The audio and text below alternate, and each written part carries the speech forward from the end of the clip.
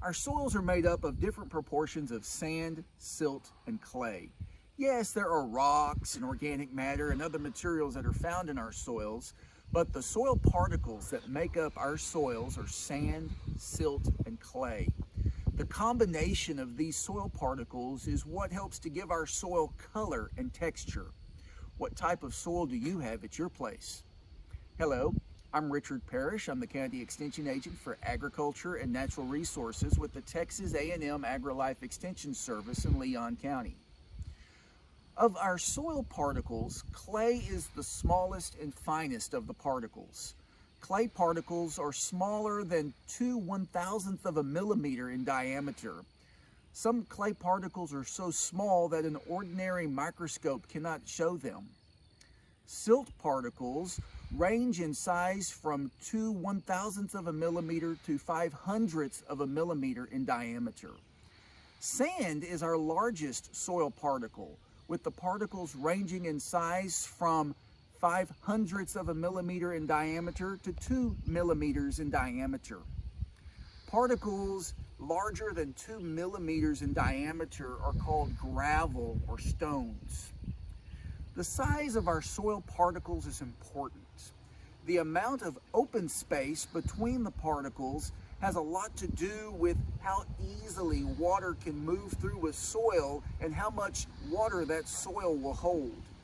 A soil with a higher proportion of clay will cause water to drain more slowly than a soil with a higher proportion of sand.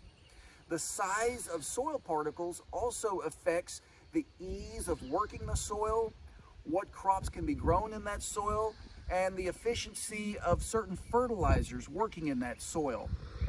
Let's do a simple experiment where we can determine what type of soil texture we have. For this, it would be a great experiment to do with maybe your kids or even your grandkids. All you need is a shovel,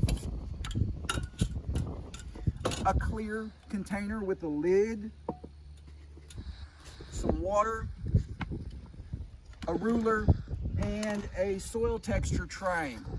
Now, you've probably got everything at your house except maybe the soil triangle, but it's easy to get and find the soil triangle. Get on the internet and do an internet search for a soil triangle.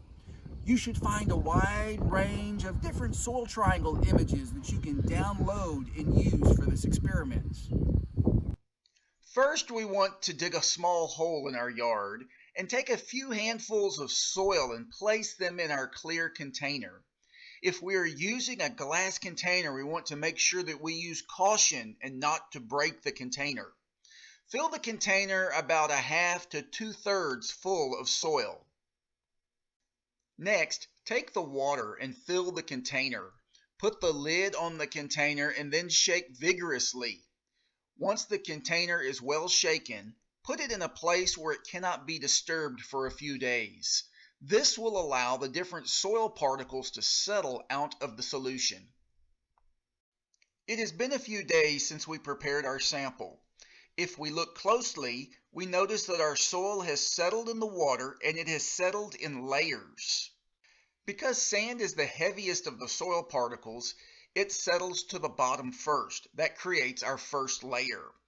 Silt is the next heaviest soil particle, so it settles out next and forms the second layer. Clay, being the lightest of the soil particles, stays floating in the water for the longest. It is the final type of soil particle to settle. When we put a ruler up next to our container, we can measure the height of each of our different layers of soil. In this example, our sand layer, the bottom layer, measured 2 5/8 of an inch. The middle layer, our silt layer, measured 3/8 of an inch. And our top layer, the clay layer, measured 1/8 of an inch. As we get ready to work our math, we want to turn our fractions into decimals. So our 2 5/8 of an inch of sand would become 2.625 inches of sand.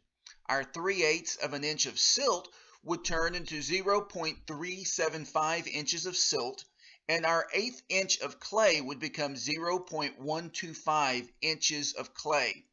And to make sure that our math is right, let's add up those figures, and that leads us to 3.125 inches of soil, which is the same thing as 3 1/8 of an inch. Next, we need to find the percentage of sand, silt, and clay that we have.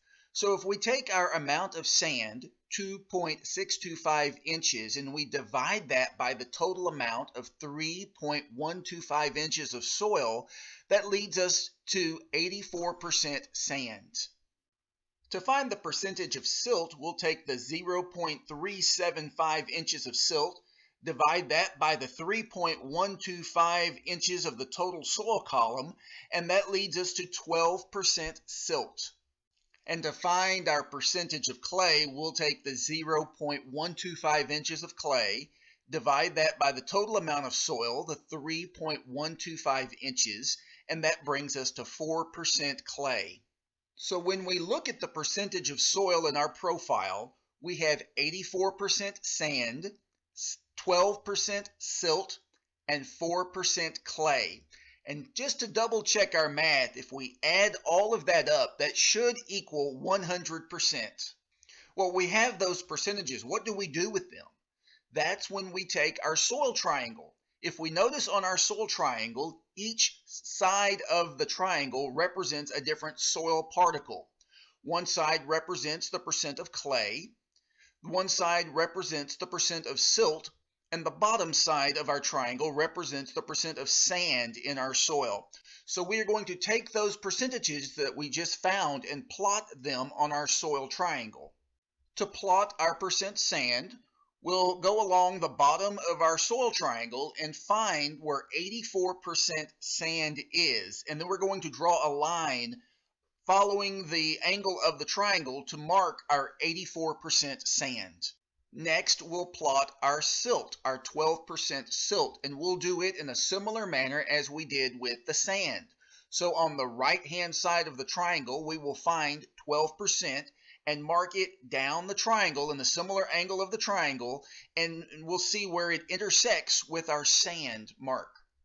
And finally, we'll plot our 4% clay. And if we've done our plots on our graph right, the 4% clay should intersect with our 84% sand and our 12% silt. In this case, we find that the soil used in our example is a loamy sand. The soil triangle uses the word loam to describe certain soil types. Loam refers to soils that have a favorable proportion of sand, silt, and clay. This little experiment helps to teach or reinforce basic math concepts, as well as help teach a little bit of science. It would be an interesting experiment to take samples of soils from different locations and do a comparison of the different types of soil found. How would a soil with a heavier clay content compare to the example soil that we had in today's experiment?